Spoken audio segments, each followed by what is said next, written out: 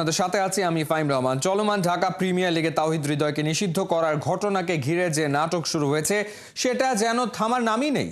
যত দিন যাচ্ছে ততই জটিল হচ্ছে। এবার এই ঘটনার সঙ্গে যুক্ত হয়েছেন তামিম ইকবাল সহ বাংলাদেশের আরো অনেক সিনিয়র ক্রিকেটার। গত কয়েক মাসে ঘটে যাওয়া আরো কিছু ঘটনা নিয়েও তারা বাংলাদেশ ক্রিকেট বোর্ডের ওপর বেশ ক্ষুব্ধ। সাংবাদিকদের মুখোমুখি হয়ে তামিম বলেন, হৃদয়কে আবার নিষিদ্ধ করাটা একদমই হাস্যকর। রহমান পেয়ারের রিপোর্ট। ডিপিএলে তাওহিদ হৃদয়ের ঘটনা ঘিরে তীব্র আলোচনা সমালোচনা চলছে ক্রিকেট মহলে।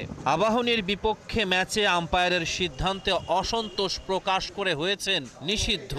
মেয়াদ শেষ হওয়ার আগেই তার ফেরা। আবারও মোহামেডানের ক্রিকেটারের নিষেধাজ্ঞা। নাটক যেন থামছেই না। শুক্রবার সকাল থেকে শেরেবাংলা জাতীয় ক্রিকেট স্টেডিয়ামে জড়ো হলেন ক্রিকেটাররা।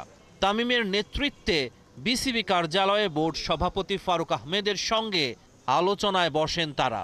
সেখানে ছিলেন বিসিবির আরও দুই পরিচালক, ক্রিকেট পরিচালনা বিভাগের প্রধান নাজমুল আবেদিন ও আম্পায়ার্স এবং মিডিয়া কমিটির প্রধান ইফতেখার রহমান। লম্বা সময় ধরে মিটিং করলেন তারা। সন্ধ্যায় গণমাধ্যমের মুখোমুখি হন অসুস্থ হয়ে মাঠ ছাড়ার আগে মোহামেডানের অধিনায়কের দায়িত্ব পালন করা তামিম। হার্ট অ্যাটাকের পর এই প্রথম তিনি সংবাদ মাধ্যমের মুখোমুখি হন।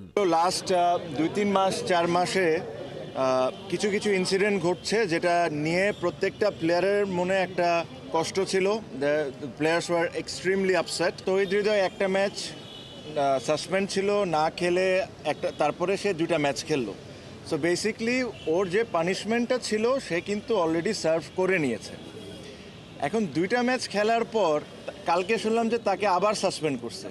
এটা কোন রুলে কোন দিকে কিভাবে করছে এটা আমার কাছে জানা নাই। সো এই জিনিস নিয়ে আমরা খুব ওয়ারিড ছিলাম। এটা actually it was very funny.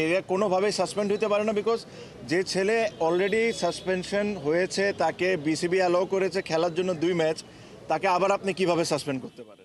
মোহামেডানের চাপে বিসিবি হৃদয়কে 1 ম্যাচ শাস্তি ভোগ করার পর খেলতে দিয়েছে কিনা এমন প্রশ্নে তামিমের জবাব। এই কথাটা ইম্পর্টেন্ট না। তাকে কি বিসিবি খেলতে অ্যালাউ করেছিল? ইফ বিসিবি অ্যালাউড, তার মানে he has served his punishment. তো যে ছেলে একবার তার পানিশমেন্ট সার্ভ করে নেয়, 2টা ম্যাচ খেলার পর ওকে আপনি একই কেসের জন্য আবার কেমনে পানিশমেন্ট দিবেন? সবশেষ বিপিএল স্পট ফিক্সিং এ জড়িত সন্দেহে কিছু ক্রিকেটারের নাম প্রকাশ্যে চলে আসে। দোষী সাব্যস্ত হওয়ার আগে এভাবে প্রকাশ্যে নাম ফাঁস করে দেয়াটাও ক্রিকেটারদের জন্য অপমানজনক বলে মনে করেন তামিম। কেউ যদি কারাপ্ট থাকে, কেউ যদি কারাপশনের সাথে জড়িত থাকে, আমরা সবাই চাই তার শাস্তি হোক, but there is always a way. আপনি তাদেরকে পাবলিকলি হিউমিলেট করতে পারেন না। That is not right. 3 মাস পর স্বাভাবিক জীবনে ফেরার আশা তামিম ইকবালের। সাথে ফিরবেন 22 গজেও। আমি আল্লাহর রহমতে ভালো আছি ভাই, আর ইনশাল্লাহ খুবই ভালো আছি, হেলদি। আর সবাইকে আপনাদেরকে থ্যাংক ইউ যে আপনারা সবাই দোয়া করছেন ভাই। 3 মাস পর ইনশাল্লাহ।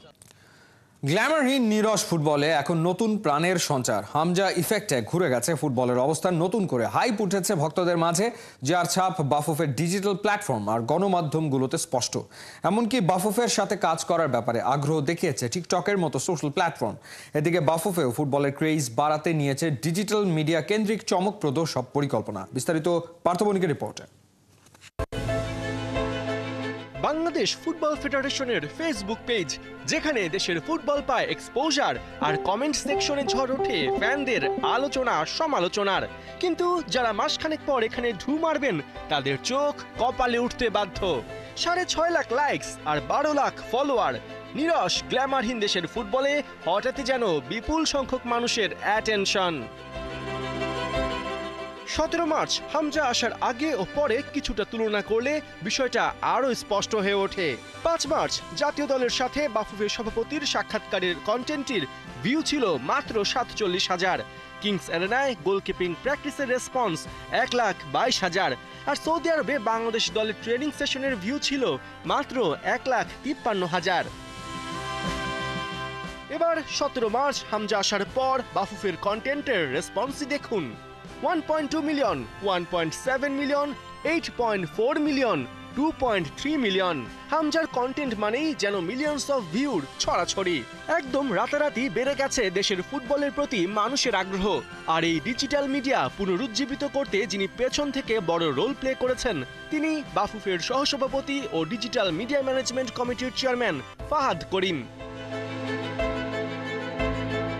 ঝিমিয়ে পড়া ফুটবল, বাফুফের নতুন কমিটি, সামনে এশিয়ান কাপ বাছাই পর্বের গুরুত্বপূর্ণ সব ম্যাচ, অল্প সময়ে কিভাবে ফুটবলকে চাঙ্গা করবে বাফুফে, এ নিয়ে আমরা 3 মাস আগে কথা বলেছিলাম বাফুফের সহসভাপতি ও ডিজিটাল মিডিয়া ম্যানেজমেন্ট কমিটির চেয়ারম্যান ফাহাদ করিমের সাথে। শুনেছিলাম ডিজিটাল মিডিয়া কেন্দ্রিক তার স্পষ্ট কিছু পরিকল্পনা, সেটা কতটা সফল হয়েছে এই 3 মাস পরে আমরা সেই ফিডব্যাকটি তার কাছে জানতে চাইবো। আপনি জেনে খুশি হবেন যে আমরা আপনাকে যখন ইন্টারভিউ দিচ্ছিলাম আমার মনে হয় তখন আমাদের ফলোয়ার ছিল আই থিঙ্ক 7 লাখ কিংবা 8 লাখ হবে ফলোয়ার। আলহামদুলিল্লাহ আজকে এই মুহূর্তে আমাদের 1.2 মিলিয়ন, এবং এটা পিওরলি অর্গানিক, এখানে কোনো স্পন্সার্ড না। প্রত্যেকটা পেজেরই আমাদের ওনারশিপ নিয়ে একটা ইস্যু ছিল। ফেসবুকের ওনারশিপটা এখন আমরা পুরোপুরি সিকিউর করতে পেরেছি। So Facebook is 100% manage by BFF now. In the mean আরও একটি খবর আছে যে আমাদের এই মুভমেন্ট দেখে টিকটক মিডল ইস্ট থেকে আমাদেরকে যোগাযোগ করেছে, মানে আমরা যোগাযোগ করিনি, ওনারা আমাদের যোগাযোগ করেছে। ওনারাও ওনাদের একটি অ্যাকাউন্ট করতে যাচ্ছে আমাদের সাথে, যেটা ওনারা বিশ্বের Saudi FA, Saudi pro league, all European club সবার সাথে করে থাকে। সো টিকটকও যোগ হচ্ছে ইনশাআল্লাহ। টিকটকের মতো প্ল্যাটফর্মের উদ্যোগী হয়ে বাফুফের সাথে যোগাযোগ করা যেমন দেশের ফুটবলে গ্ল্যামার ফেরার আভাস, তেমন ধরে রাখার কাজটাও বেশ চ্যালেঞ্জিং। এজন্য ডিজিটাল মিডিয়া ম্যানেজমেন্ট কমিটির পূর্ণাঙ্গ প্যানেল ঘোষণা করেছে বাফুফে, যেখানে কন্টেন্ট এক্সপার্ট হিসেবে ডিজিটাল ক্রিয়েটররা যেমন আছেন তেমন আছেন আইনি বিষয় দেখভালের জন্য লয়ার, আছেন সোশ্যাল ইনফ্লুয়েন্সার, আছেন দেশের শীর্ষ মোবাইল নির্মাতা প্রতিষ্ঠানের প্রধান নির্বাহী। তবে ডিজিটাল প্ল্যাটফর্ম দিয়ে শুধু প্রচারণা নয়, রেভিনিউর দিকেও নজর রাখছেন কমিটির চেয়ারম্যান ফাহাদ করিম। আমি তো মার্কেটিংয়ের মানুষ, সো আমি কত আয় করছি কত খরচ করছি that is very important. So আমার এই ডিজিটাল মিডিয়াতে বর্তমান যে সেট আপ আছে, আমরা খুব শীঘ্রই একটা টেন্ডার ফ্লোট করব, একটা অফিসিয়াল এজেন্সি আনবো। সো এজেন্সি একটা খরচ হবে, এটা একটা কম্পিটিটিভ বিডের মাধ্যমে হবে, যারা প্রফেশনাল তারা এখানে পার্টিসিপেট করবে।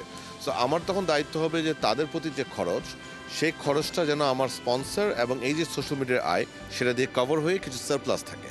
সো আমি আশা করি বছর শেষে ইনশাআল্লাহ খালি ডিজিটাল মিডিয়া থেকে একটি হ্যান্ডসাম অ্যামাউন্ট কিন্তু বিএফএফ এর কোষাধ্যক্ষে ঢুকবে ইনশাআল্লাহ। শুধু বাফুফে নয়, ফুটবলের নবজাগরণের ছোঁয়া পড়েছে গণমাধ্যমেও। যে ফুটবল ছিল একদম আকর্ষণহীন, হামজা আসার পর সেই ফুটবল দিয়েই 17 মার্চ থেকে 26 মার্চ 10 দিনে ফেসবুকে খেলাযোগের ফলোয়ার বেড়েছে 1,82,000। কন্টেন্ট থেকে ভিউ এসেছে 36 কোটি 86 লাখ। ফুটবলের এই পুনর্জাগরণে তাই মিডিয়াকে নিয়ে আরো বড় কিছুর পরিকল্পনায় বাফুফের সহসভাপতি ফাহাদ করিম। আপনারা মিডিয়াতে ফুটবল নিয়ে কথা বলছেন, আপনারা মিডিয়াতে ক্রিটিসাইজও করতে পারেন, বাট অ্যাজ লং অ্যাজ আপনারা ফুটবল নিয়ে কথা বলছেন সেটার ইফেক্ট কিন্তু সব জায়গায় হয়। সেটার ইফেক্ট আমার সোশ্যাল মিডিয়া পেজে হয়, সেটার ইফেক্ট আমার স্পন্সরদের কাছে হয়। So I think it's great. এই যে একটি নবজাগরণ হচ্ছে শুধুমাত্র ফুটবলে নয়, ফুটবলের সাথে সম্পৃক্ত সকল স্টেক হোল্ডার, যার মধ্যে মিডিয়া একটা অত্যন্ত গুরুত্বপূর্ণ ভূমিকা পালন করে, it is very positive. Penalty উত্তেজনায় ভাসবে সমর্থকরা, সেরা হলেই মিলবে হোম অ্যাডভান্টেজ। বদলে যাচ্ছে ইউএফএ চ্যাম্পিয়ন্স লিগের নিয়ম। ফুটবল প্রেমীদের আরও রোমাঞ্চিত করতে 3টি নিয়ম পরিবর্তনের কথা ভাবছে ইউএফএ কর্তৃপক্ষ। কোহিনুর গণার রিপোর্ট।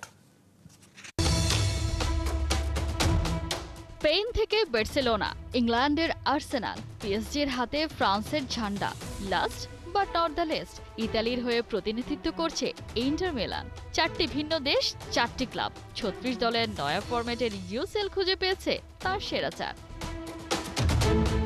32 থেকে 36 গেল সিজনে ইউসিএলের দল বাড়ায় ভক্ত থেকে বিশ্লেষক অনেকেই ছিলেন নাখোশ। যদিও টুর্নামেন্ট শুরু হওয়ার পর জমজমাট সব ম্যাচের পর সেই মন খারাপ পার্টিকে আর খুঁজেই পাওয়া যায়নি। আসছে নয়া সিজন, নয়া উদ্যমে সাজতে চলেছে ইউরোপিয়ান ফুটবলের সবচেয়ে গ্ল্যামারাস প্রেস্টিজিয়াস এই টুর্নামেন্ট। ইউসিএল এর রোমাঞ্চ আরও কয়েক চামচ বাড়াতে নতুন নিয়ম সংযোজনের কথা ভাবছে the Union of European Football Association. German publication বিল্ডের বরাতে জানা গেছে সম্ভাব্য 3টি পরিবর্তনের কথা, যার বাস্তবায়ন দেখা যেতে পারে 2025-26 সিজনে। নকআউটে বদলে যাবে ইউসিএল। নয়া সিজনে নকআউট স্টেজের ম্যাচে থাকছে না কোনো এক্সট্রা টাইমের খেলা। গ্রুপ পর্বে টপ 8-এ থাকা দলগুলো নকআউট স্টেজে পাবে হোম অ্যাডভান্টেজ। এছাড়াও ফিরিয়ে আনা হচ্ছে কান্ট্রি প্রোটেকশন রুল। আগের নিয়মে নকআউট পর্বে নির্ধারিত সময়ে খেলার ফল না এলে অতিরিক্ত 30 মিনিট দেওয়া হতো। তবে নতুন নিয়মে ফুটবলারদের ওয়ার্কলোড ম্যানেজমেন্টের কথা ভেবে বাদ দেয়া হচ্ছে এক্সট্রা টাইমের খেলা। পেনাল্টি শুটআউটে বেছে নেওয়া হবে বিজয়ী দলকে। 36 দলের গ্রুপ পর্ব শেষে যারা থাকছে সেরা আছে তাদের জন্য থাকবে বাড়তি সুবিধা। নকআউটে সেই দলগুলো দ্বিতীয় লেগ খেলবে নিজের ঘরের মাঠে। সম্প্রতি ইউসিএল এর কোয়ার্টার ফাইনাল ম্যাচ খেলতে আর্সেনালকে ট্রাভেল করতে হয় স্পেনে, যা নিয়ে অনেক সমালোচনা হয়। সবশেষে কান্ট্রি প্রোটেকশন রুল। একই দেশের ক্লাবগুলোকে যেন একে অপরের বিপক্ষে লড়তে না হয় তার ব্যবস্থা করতে ফেরানো হচ্ছে এই পুরনো নিয়মটাকে। এখন অবশ্য কোনো কিছু চূড়ান্ত নয়। 30 মে জার্মানির মিউনিক শহরে মিটিংয়ে বসবে ইউএফা কমিটি। সেখান থেকে আসবে আনুষ্ঠানিক সব ঘোষণা। কোহিনুর কণা, 71। ইংলিশ লিগ চ্যাম্পিয়নশিপে হামজা শেফিল্ড ইউনাইটেডের প্রতিপক্ষ স্টোক সিটি। শেষ 5 ম্যাচে 4টিতে হারা ব্লেডরা এই ম্যাচে ঘুরে দাঁড়াতে চায়। দুই দলের ম্যাচ শুরু বাংলাদেশ সময় রাত 1টায়। শেষ ম্যাচে বার্নলির কাছে 2-1 গোলে হারায় সরাসরি ইংলিশ প্রিমিয়ার লিগে খেলার সুযোগ নেই হামজার দলের।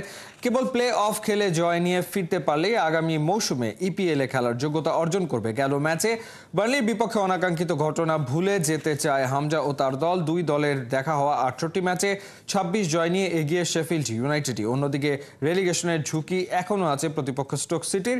হাতে থাকা 2 ম্যাচেই জিততে চায় স্বাগতিকরা। শেষ 6 ম্যাচে মাত্র 1 হার আশা জাগাচ্ছে স্টোককে।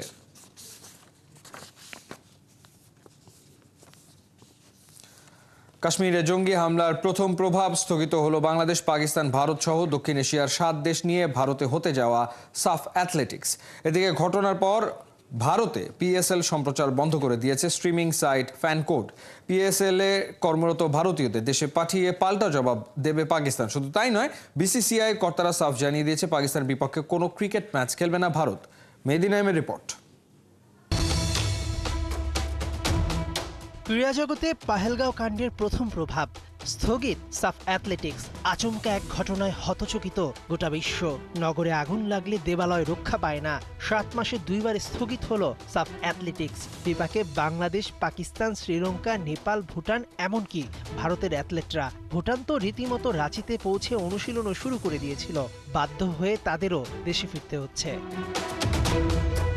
কাশ্মীরের বৈশরণ উপত্যকার ঘটনার রেশ ছুঁয়েছে পিএসএলকেও। ভারতে পাকিস্তান সুপার লিগের ম্যাচ সম্প্রচার বন্ধ করে দিয়েছে জনপ্রিয় স্ট্রিমিং ওয়েবসাইট ফ্যানকোড। জঙ্গিদের দায় পাকিস্তানও নিতে চায় না, তারাও দিয়েছে পাল্টা জবাব। পাকিস্তান সুপার লিগে কর্মরত ভারতীয়দের ফেরত পাঠানোর সিদ্ধান্ত নিয়েছে পাকিস্তান সরকার।